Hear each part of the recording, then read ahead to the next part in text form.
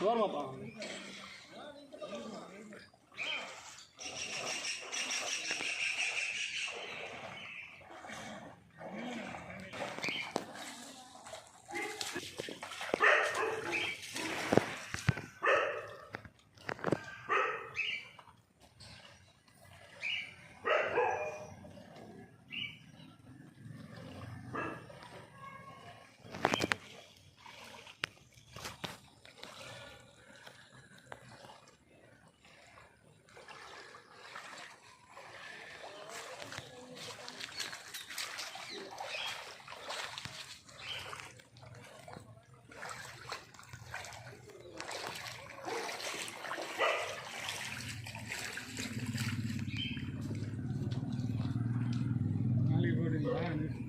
ஆமாம் நாளைக்கு பேப்பரில் எழுதலாம்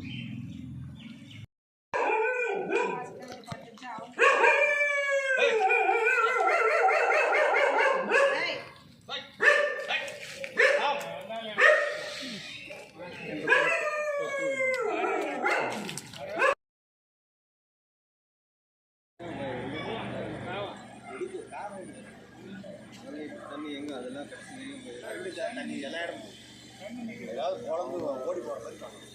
இந்த தண்ணி நிற்கக்கூடாது. சைட்டில் ஏதாவது இந்த சைடில் தான் சும்மா அப்படி தான் சொல்லுவாங்க. எப்படி முறை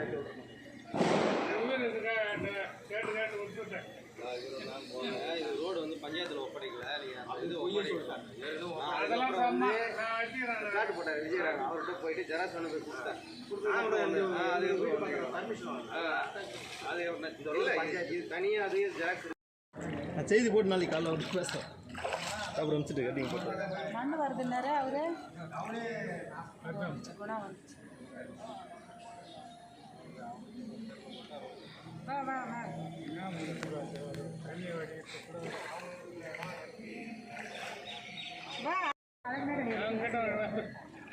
வா சீக்கிரம் வா மதன் நீ அப்படியே போ.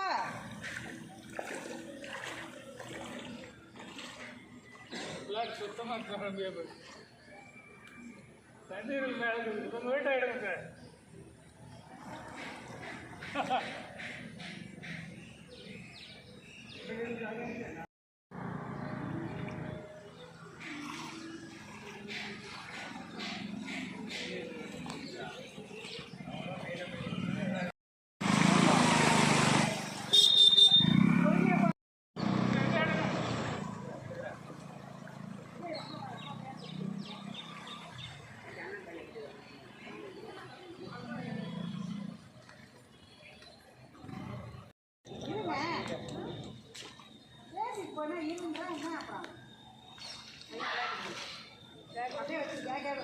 இப்போதும் சொல்லட்டுமா சொல்கிறேன். இல்லை இங்கே இருக்கு கேட்டி இங்கே கொடுத்துட்டாங்க. பஞ்சாயத்து ஆஃபீஸ் செகண்ட் ஸ்டேரு இது கலெக்டர் ஆஃபீஸ் பக்கம் இருக்குது. பொன்னுசாமி நகர். இங்கே வந்து 10-15 நாளாக தண்ணி தேங்கிட்டுருக்கு. யாரும் வேலைக்கு போக முடியல. பசங்களாம் ஸ்கூலுக்கு போக முடியல. பாம்பு எல்லாம் வருது. பசங்க வேலைக்கு யாரும் போக முடியல. எல்லாம் ரொம்ப கஷ்டமான நிலையில் இருக்கிறோம். வீட்டுக்குள்ளே பாம்பு வருது. இதுக்கு ஏதாவது எங்களுக்கு தீர்வு வேணும். தண்ணி தேங்கிடுது. அதுக்கு எதுனா எங்களுக்கு வழி செய்யுங்க. சிமெண்ட் சாலை போட்டு அமுச்சு கொடுங்க. Gandhinagar matriculation higher secondary school. இது வந்து திருவண்ணாமலை வேங்கிக்கால் பஞ்சாயத்து செகண்ட் ரைட்டில் இருக்குது இந்த தெருவு. இதில் வந்து கலெக்டர் சார் வந்து நடவடிக்கை எடுக்க மாட்டோம். எவ்வளோ மனுவும் கொடுத்துட்டோம். இதுக்கு மேலே தண்ணி தான் தேங்குது. இந்தமாரி சீசன் வந்தாலே ஃப்ரீக்வன்சியாக இந்த மாதிரி 6 மாரி வருது. இந்த தண்ணியில் நாங்கள் எப்படி நடந்து போகிறதுன்னு தெரியல. நான் 10 தெரு சுற்றி தான் அந்த மாதிரி அங்கே ஸ்டாப்பிங் பஸ் ஸ்டாப் போக வேண்டியதாக இருக்குது. பாம்பெல்லாம் டெய்லி வீட்டுக்குள்ளே வருது. Collector sir please. என் பேர் பாஸ்கரன், ரிட்டையர்டு ஏஇஓ. இங்கே வந்து பொன்னுசாமி நகர் வேங்கிக்கால் ஏரியாவில் இருக்கிற பொன்னுசாமி நகர் 2வது தெரு மிக மோசமான நிலையில் மழை வந்தால் பாதிக்கப்படுகிறது. அப்பப்போ பலமுறை நாங்கள் மனு கொடுத்தும் எந்த நடவடிக்கையும் எடுக்கலை. இங்கே பள்ளிக்கூடத்துக்கு போகின்ற குழந்தைங்களுக்கு மிக கஷ்டமாகுது. எப்போ பார் பாம்பு உலாத்தி கொண்டே இருக்குது. இதை உடனடியாக இந்த அரசாங்கம் கவனித்து மாவட்ட ஆட்சித்தலைவர் மூலமாக ஏதாகிலும் இந்த இடத்தை வந்து மேம்படுத்தி எங்களுக்கு சாலை வசதி ஏற்படுத்தி தரணும்னு இந்த நேரத்தில் நாங்கள் கேட்டுக்கொள்கிறோம். அதுதான். என் பேர் கலைச்செல்வி. நான் டீச்சராக வேலை செய்கிறேன். இது கடந்த 10 வருஷமாக இதே ப்ராப்ளம் தான் இருக்குது எங்களுக்கு. மழை பெஞ்சா எங்கள் தண்ணி ஃபுல்லாக ஃபில் ஆகிடுது.